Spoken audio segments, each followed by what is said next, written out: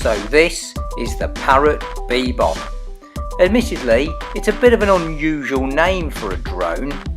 This one's in yellow, but they're also available in red and blue.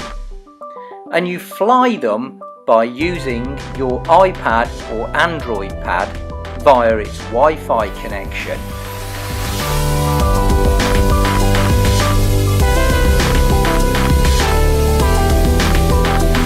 Now the great thing about these drones is that they can quite literally fly themselves, and that's exactly what you're seeing here.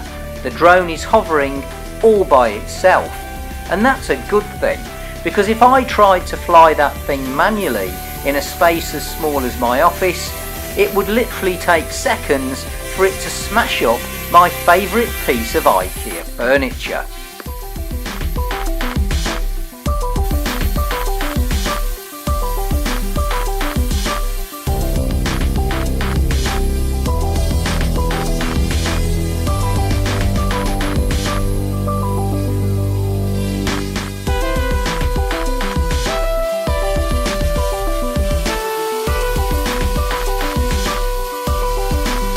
Now, although you can control your drone with your iPad, what you really need is one of these.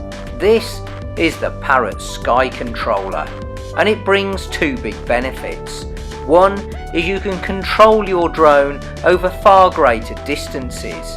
It also adds far more precision to your flying. I've labelled the joysticks on mine because I can't remember what they do. However, when you slot in your iPad or Android device into the Sky Controller, you get a live feed direct from the drone. So it was time to join my friend Allan and take the drone for a test flight.